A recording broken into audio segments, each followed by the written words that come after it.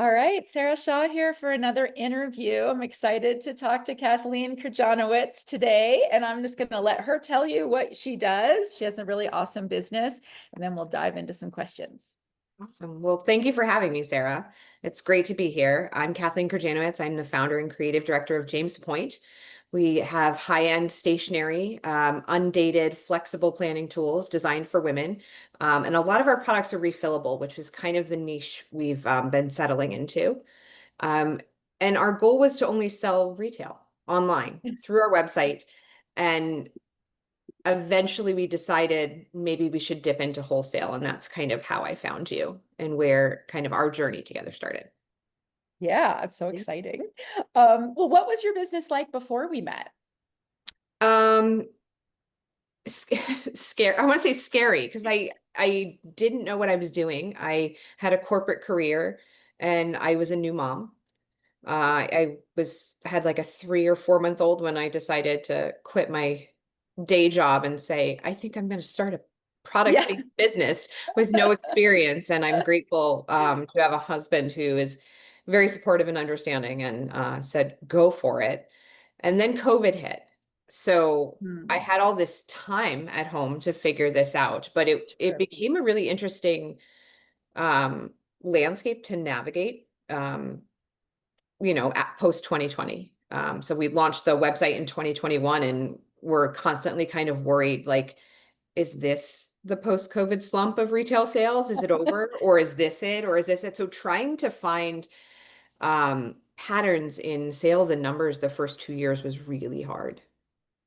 I bet. What did you guys do numbers wise in Um, sales? And you were just selling on your site at that time. just on the site Yeah. with, a very small email list and no idea of what a product launch or a website launch should have looked like, what the true runway and buildup of something like that should have been. Mm, So I mean, I think our first quarter sales, we launched in Q4, so that okay. was, I think, helpful Sure. to have the sales come in the door, and I think we did like $5,000 that year.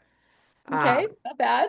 No, Since, no. since 80 million websites launched during COVID, right? Correct, correct. And then, trying to get true numbers out of that, one being rolling into 2022, but then trying to understand, well, is that just what Q4 looks like? Or Mhm. did I have some sort of build up? So trying to establish patterns, because I'm a numbers person, I think was the hardest thing.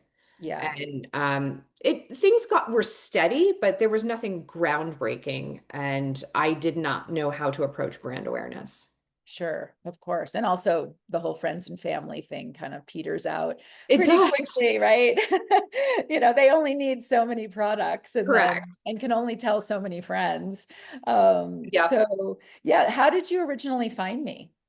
Through honestly, I want to say it's the algorithm in, my phone and laptop, because a friend of a friend I was in a business group with had mentioned you. And then I think it was after that I started seeing you kind of pop up on social media, and I was, trying to be hopeful, like, oh, like maybe this is telling me something, but I think it's the algorithm that was listening, and I'm grateful for it. Oh, well, thank you. Yeah. And did because you'd heard my name before from this woman, is that what made you click on one of the ads? Yeah. Yeah. Yeah. Okay. Just to kind of try to understand what she saw. Yeah. And, Okay. even though we And had very different businesses.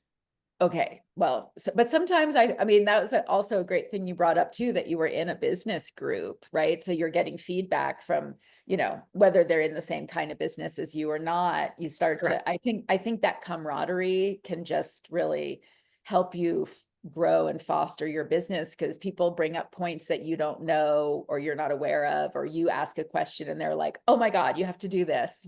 Right. And it can be really helpful. That's what I love about doing this group program, is It that is kind of, I don't want to say the game changer, but it is a very important part of this whole process, because whether you're doing this by yourself or have, 5, 6 employees, it's still very lonely, especially coming from a corporate career where you were in an office 5 days a week with hundreds or even thousands of people, to sure. only be, creating product or shipping product or whatever.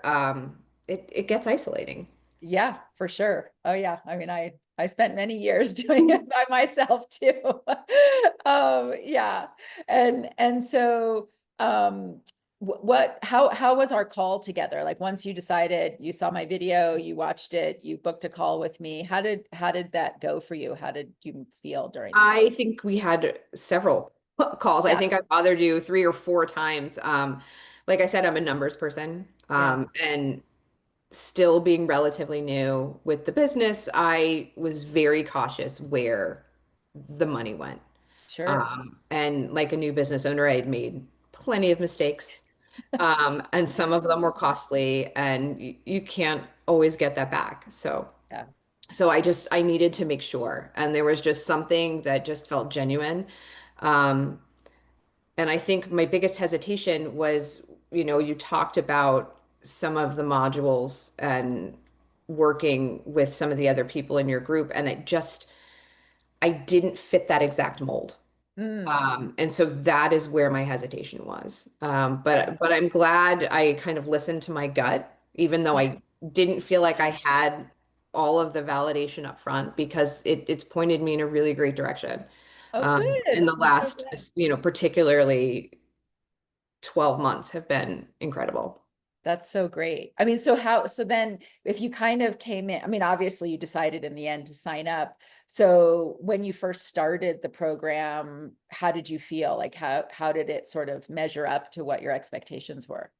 A lot of it was validating. It kind of echoed some things I was either already doing or had been reading about or learning about in another group or on my own. So that was validating and great. A little apprehensive and overwhelming just because at that time I wasn't, looking to reach out to celebrities or media outlets. I was really geared towards getting the wholesale side of our business off the ground. Sure. So I was able, it took a couple months of figuring it out, but I was able to kind of pivot all of those tools and focus it towards the wholesale program. Um, So you made a conscious decision to just sort of put the media and celebrity aside for now and then concentrate on the wholesale. So talk about that a little bit. What was that process like for you? I took the same tools, but instead of reaching out to media and celebrity, it was kind of pivoting them, rewriting, email reach out, rewriting the sales funnel to kind of target the stores I was interested in having the product in. And Um, how's that gone? How many stores have you gotten into in the last year or so? And I know you just did New York we are City. now Yeah. at 12 brand new stores since February. Great. Yeah. Okay. So that's more than we've ever done in 6 months. So Okay. Good. it's exciting. And did And you get those stores from your own outreach or just from the show you were at or a both combo? a combo. I just went to New York now. I went in February and then again in August. So I went Okay. twice. I was part of the incubator section of new brands, which was great because one of the biggest issues I'm having trouble conveying to stores is the quality of the product, the Mm, quality of the paper, the quality of the binding. It's something they need to kind of pick up and touch and feel and look at. And short of sending sample kits out all the time, a trade show was a great way to do that. So I spent the time and used the tools to build the runway of outreach to stores, inviting them to come to the show and to check us sure. out in person, and then kind of churn from there. So a lot of new brands we picked up at the show that we had never met before, that I just kind of never would have thought to pitch, which I Okay. found exciting, because then it Yeah, gave me other ideas of, well, if this person likes us and they're in this realm, then maybe there's other people in that realm we can now gear towards. sure. And then folks that we had cold pitched, and then they came to the show to come check us out. That's pretty amazing, right? When you're like, wow, I sent you emails, asked you to come and you show up, right? It's Yeah. yeah. What's your most common store? Is it stationery or gift or book or combo? High-end lifestyle and gift, and Hmm. then recently some larger bookstores Okay. Yeah, that carry higher end stationery products. So got uh, it. Was that sort of the surprise, the bookstores? um Yes, because I where I live, there aren't a lot of bookstores. Yeah. Um, and the ones I remember as a kid were either really small and didn't carry stationery items, they literally carried books. Hmm. Or they were larger stores that have either since gone out of business or didn't quite carry higher end products.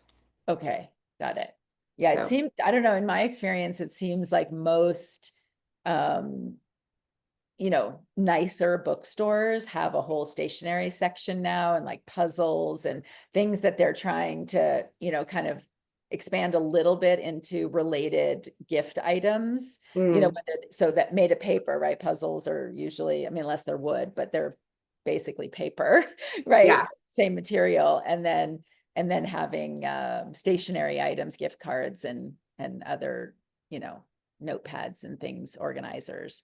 It seems logical, and that it's a good expansion, because why let the people go down the street to go to the gift shop and buy something that they could sell? So yeah, yeah, so that's great. Yeah, I find over the years that stores, just generally small boutique type stores, right? They start to carry a bigger selection because they don't want you buying something, one thing from them, and then hop skip down the street to buy, the other five things from somebody else. So yeah, it's getting to be a little bit more one-stop shop, right? When you go into a store. And I think that's more beneficial for them and for vendors, who yeah. sell multiple kinds of products as well. That's great. Yeah, So a few of the very first stores we were ever in were actually interior design stores that had oh, their own retail section to sell products. And that was an avenue I just never thought of, like yeah. being in an interior design retail space. Sure, of course. Yeah, I mean, you think definitely more home lifestyle gift, Mhm. book, but the world, the world's a funny place, right? It shows us Yeah, what we yeah. need, right? When we need it. So what do you think your biggest win so far is? Um, in what terms? I mean, Well, just like, financially, oh, in general, just like over the last year or so, like what do you feel most proud of? most proud of probably just the increase in the number of stores. Signing deals with stores that have multiple locations was a big That's one. awesome. Yeah. Um, One of our products, our family tasker, was named an Oprah Daily Editor's Pick at the New York Now Summer Show, so that was a huge win. Yeah. But personally, I think the confidence over the last 8 to 10 months of just kind of the validation in the brand. I kind of always had it in my head, but to kind of see it really starting to roll along has been a Sure. huge win. So now I have no problem picking up the phone and Yeah. pitching stores the way I Yeah. did, 2 years Yeah. ago, afraid to ask for the sale and afraid to be too pushy. Um, so there's a lot of ways to categorize, biggest Sure. wins. Yeah. And now that you got that stamp of approval from Oprah, do you feel like that sort of opened the door for you to maybe think about going out to the media now? Yeah, I think so. I think that's kind of one of the things I'm figuring out over the next week or so is what to do with that media wise to kind of launch and kind of keep the momentum going out of the New York show. Yeah, definitely sending that out to everybody. Yeah, yeah, Yeah, we teach you all that in the media module. So, yeah. yeah. So where do you like, where's your business now, like financially compared to where it was before we met? Oh my gosh. I'd say at least, 400 times what we were doing last year, easily. Yay, Yeah, that's so great. That is yeah. so exciting. It's been fun.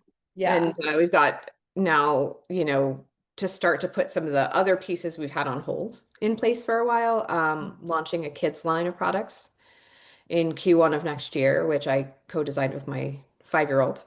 Okay. Yeah, so she's Awesome. she's very excited because Yeah. she's gonna come to New York with me in February to launch the line. Um, Okay. yeah, we'll be at Shop Object. Okay. And then, just some other products for the James Point line itself that we've had in backlog that we can now kind of roll out. So That is so Yeah, there's a exciting. lot kind of coming down the pipeline that I'm super excited about. Yeah, I bet. Oh my God, that's so great. And so the other thing you said that you didn't really reach out to or make any attempts were is to going towards celebrities. So now Yeah. that you're going to give the media a try, do you feel like celebs is kind of next on the chopping block too?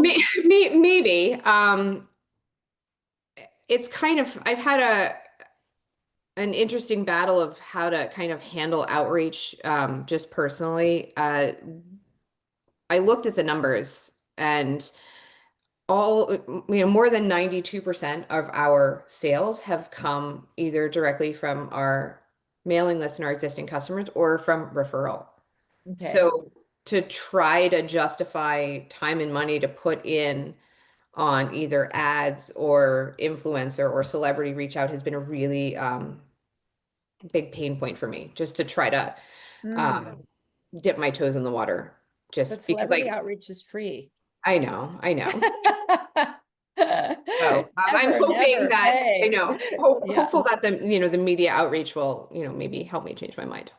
Yeah, I mean, I think if you can get a few good pieces of press and you see that flood of cold traffic to your site Mm, for free, right? That will you'll just be like, wow, that was so easy, I know, I know. And and so it's I think once, I just think too, once you could get one or two, doesn't have to be a lot of celebrities, just one or two, who are like, oh my God, this is the best stuff ever. It keeps me organized. I do this or that with it, Mhm. however they're using different products that could really move the needle for you retail wise on your website Yeah. and open more doors, if you probably met a lot of people at the show and have a lot of follow-up to do as Mhm. well. And I think, letting them know about the Oprah pick is really going to help a lot of people make that choice.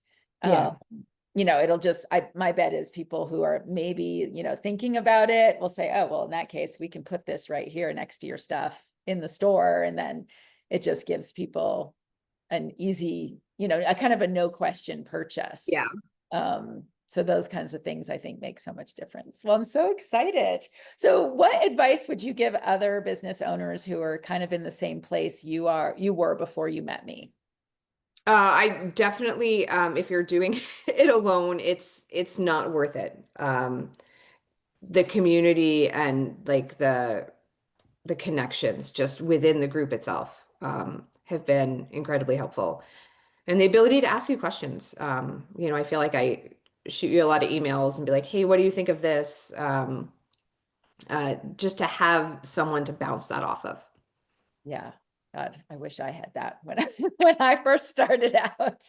Same, same. Yeah.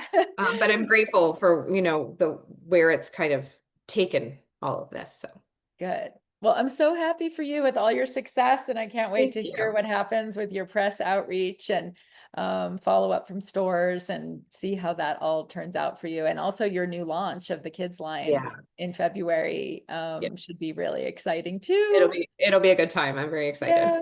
Yeah. Well, thank you so much for visiting with me and sharing your story. And I look forward to catching up with you another time. Oh, thanks for having me. It's been fun. Yeah. Great.